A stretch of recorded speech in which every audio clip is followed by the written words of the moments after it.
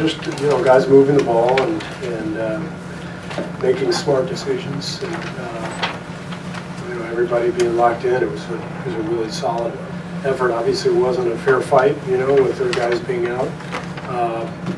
And the first half, San Antonio was executing like crazy. I mean, they were cutting and moving, and they stayed right in the game.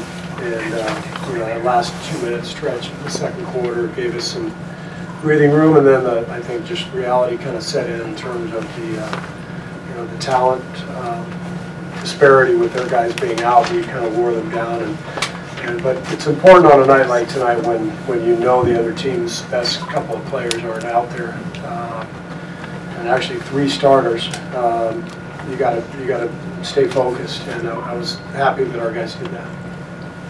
Steve, along those lines, I think there were guys spanning the half where 24 out of 25 made field goals and 14 in a row, and 16 assists in the third quarter alone. I mean, are you in awe of that sometimes? It's just, I'm not really in awe of it. That's kind of what we're capable of.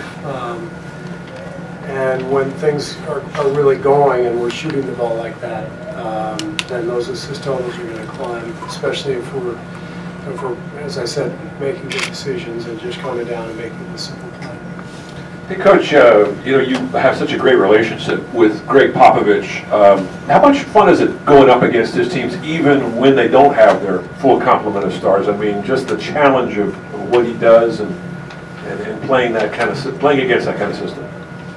Well, it's mainly fun to play against the Spurs, just to see a lot of old friends. Not only Pop, but Chip England, and Sean Elliott doing the TV broadcasts, and Tom James, the best PR director in the league, and a lot of really good close friends in that organization, and you just know, no matter who's out there, they're going to execute. I think they're the best in the league at just putting pressure on you with their cutting, and that doesn't change no matter who's out there year to year. And that's where Pop, I think, it's one of the areas where he just insists on execution. See how many quick timeouts he takes.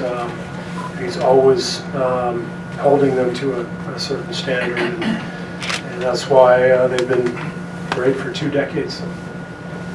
Steve, you mentioned being pleased with your team, kind of taking advantage of a Spurs team that's down a few starters.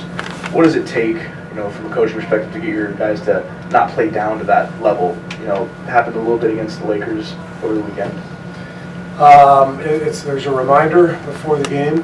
Don't let your guard down, and I think the idea is to play to our standards, play to our level, and so that's communicated, and hopefully most nights we can reach that.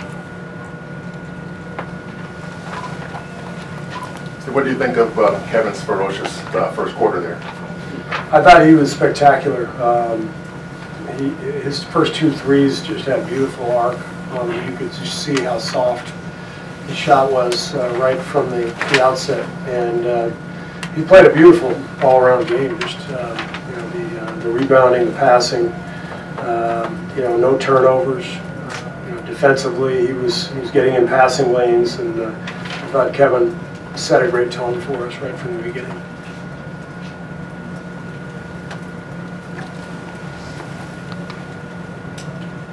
All right.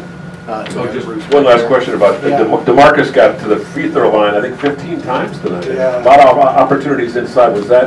That's what you're kind of looking for from him? Well, we've never really had this kind of weapon.